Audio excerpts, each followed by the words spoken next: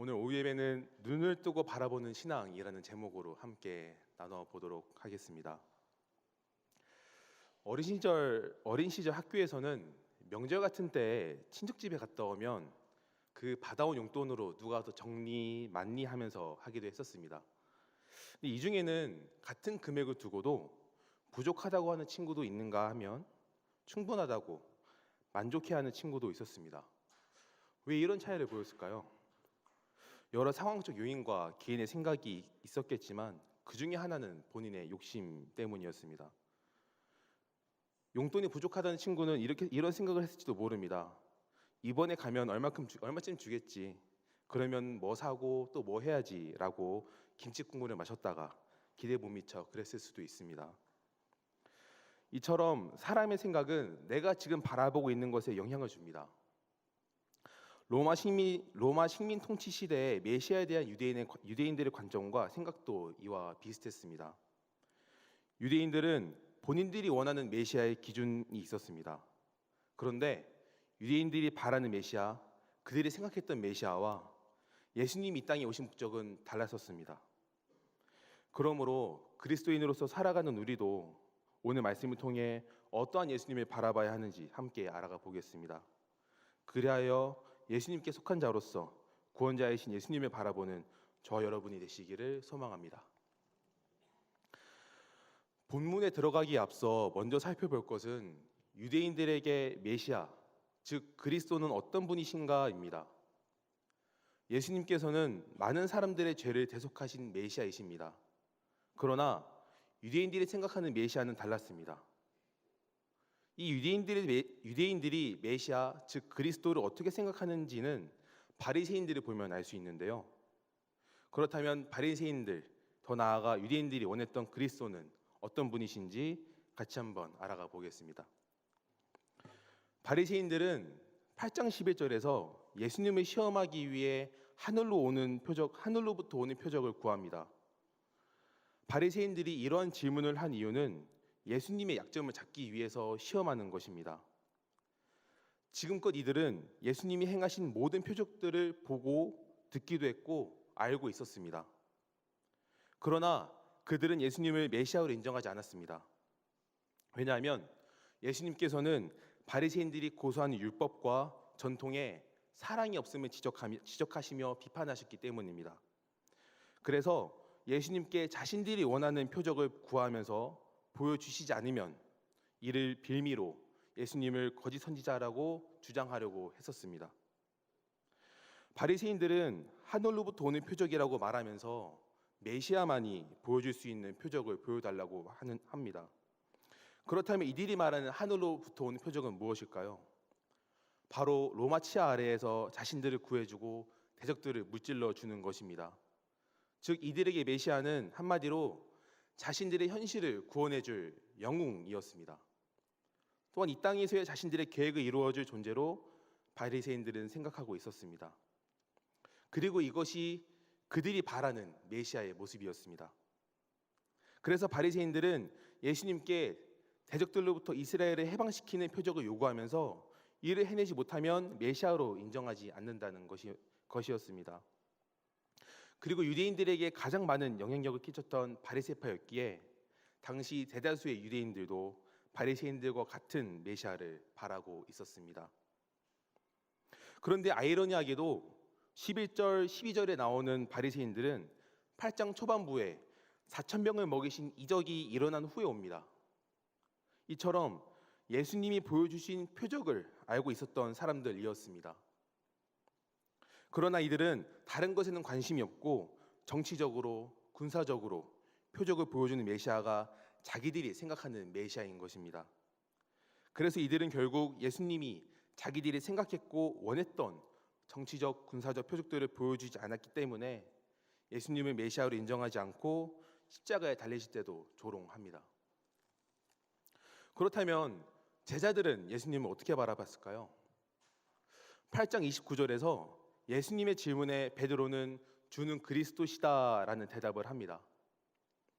이렇게만 보면 역시 예수님과 동행하는 제자들은 다르구나라는 생각이 들기도 합니다.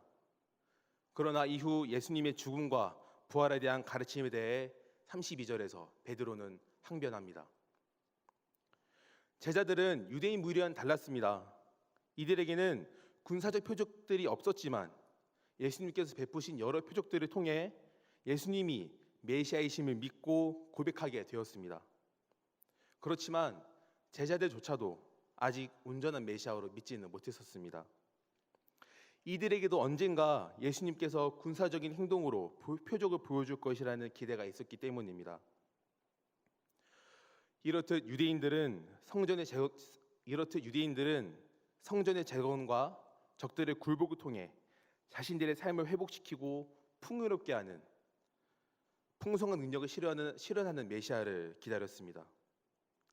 그런데 유대인이 메시아를 바라보는 관점과 오늘 본문이 무슨 상관이 있는 걸까요? 오늘 본문은 예수님께서 맹인을 2차례에 걸쳐 치료하심을 말씀합니다. 그런데 여기서 우리가 2가지 주목할 점이 있습니다. 첫 번째는 왜 예수님은 맹인을 마을 밖으로 데리고 가셨으며 다른 사람들에게 말하지 말라고 하셨는가입니다. 어차피 맹인이 눈을 뜬 이후에는 사람들이 알게 될 텐데 말이죠. 예수님은 자신이 행하신 표적이 다른 사람들에게 되도록 알려지지 않으시기를 바라셨습니다. 왜냐하면 사람들이 이 표적을 보고 예수님을 앞서 말했듯이 영웅으로 오해하는 것을 피하기 위함이었습니다. 예수님이 이 땅에 오신 이유는 우리를 구원하여 주시기 위함입니다. 그래서 예수님은 치유를 하고 나서 빌립보 가이사랴로 떠나십니다.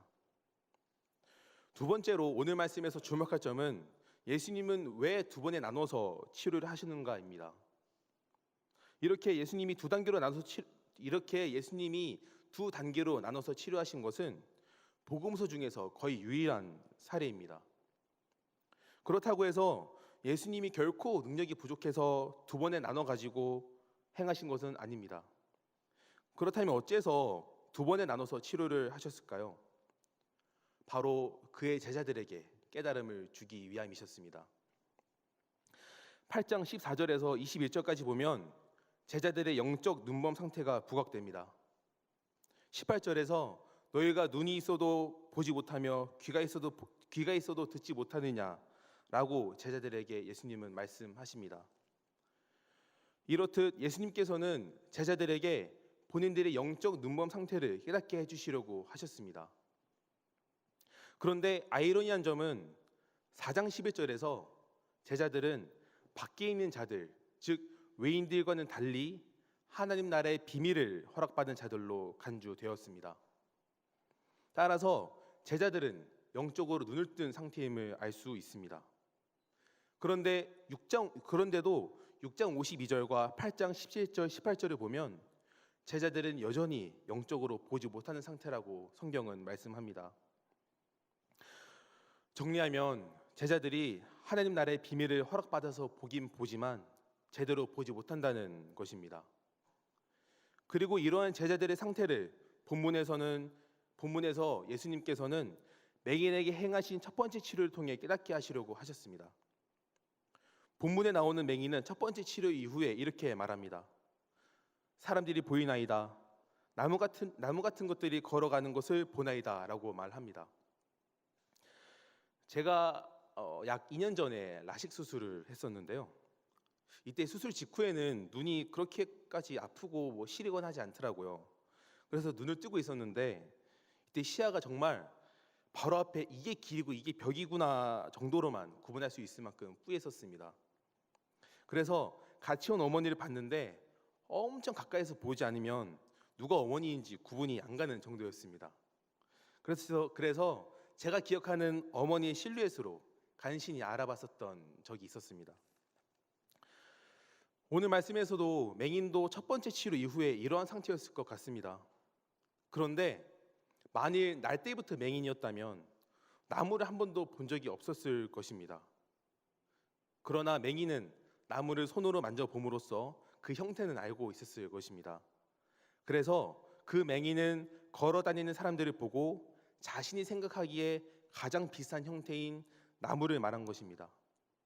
그리고 이러한 맹인의 상태를 통해 제자들이 현재 영적으로 희미한 깨달음에 도달했을 뿐임을 말씀하고자 하셨습니다. 이렇듯 제자들도 영적으로 눈을 뜨긴 떴습니다. 그러나 그들 또한 명확히 구원자이신 예수님을 바라보지 못했습니다. 그래서 제자들도 그리스도로 고백하긴 하지만 다른 유대인들과 같이 평소에 자기들이 알고 있었던 군사적, 정치적 메시아로 이때까지도 바라보고 있었습니다. 또한 제자들은 권력을 기대하며 예수님을 따랐습니다. 즉, 제자들은 자신들이 알고 있고 자신들이 원하는 모습의 메시아에 대한 관점으로 이때까지 예수님을 바라보고 있었던 것입니다. 오늘 말씀을 통해서 우리는 한 가지를 되돌아보게 됩니다. 과연 우리는 메시아를 어떤 분으로 생각하고 있습니까? 예수님이 행하신 표적들을 바로 옆에서 본 제자들조차 로마의 압제를 물리치고 자신들에게 한 자리씩 맡기실 분으로 기대했었습니다. 자신들이 욕심을 따라서 말입니다. 그러므로 지금의 나는 예수님을 정말 죄와 죽음에서 나를 구원하러 오신 메시아로 믿고 있는지, 아니면 내 삶을 만족시켜 주실 분으로만 바라보고 있는지 돌이켜보는 저와 여러분이 되시기를 소망합니다.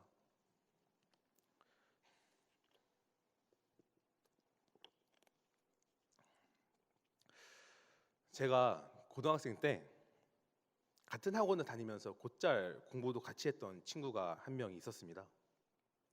저랑 같은 수학학원이었는데요. 이 친구가 학원에 같은 반에 있는 여자아이를 좋아했었습니다. 그래서 제가 다녔던 고등학교는 남고였고 그 여자아이는 여고였기 때문에 지리적으로도 매우 멀어서 사실상 학원에서만 마주칠 수 있었습니다. 근데 제가 이 친구를 전도하고 싶은 마음에, 그 어린 마음이 사실 어린 마음이었죠. 한번 교회 와서 기도드려보자, 혹시 모르지 않냐라고 꼬셔서 전도를 했었습니다. 지금 생각해도 상당히 부끄러운데요. 그런데 이 친구가 한 2주 다녔나? 이제 교회를 안 나오겠다는 것입니다. 그래서 제가 아니 무슨 일이냐 물었더니 그 대답이 기도에 대한 응답이 없지 않냐 였습니다. 사실 이때 제 스스로도 머리를 한 대 맞은 듯한 기분이 들었었습니다. 제가 이 일을 통해 깨달았던 것은 하나님을 나의 소원을 이루시는 분으로 믿는 것도, 그렇게 전하는 것도 옳지 않구나였습니다. 제가 친구에게 전했던 것은 교회에 와서 기도하면 연애를 할 수 있다라는 식의 전도였고, 그로 인해 그의 믿음의 눈이 사람의 욕심으로 가리워져 메시아를 올바르게 쳐다볼 수 없었던 것입니다. 이러한 제 친구의 모습은 부끄럽게도 저에게도 보였었습니다.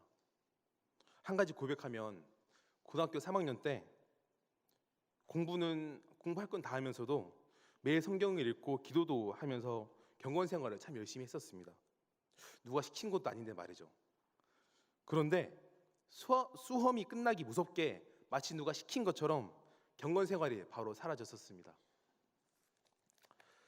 이런 점을 살펴볼 때 저 또한 메시아를 죄와 사망으로부터 건져주신 구원자이기보다 저의 공부를 위한 한 명의 조력자로 섬겼었음을 다시금 깨닫습니다. 오늘을 살아가는 저와 여러분은 예수님을 어떻게 바라보십니까?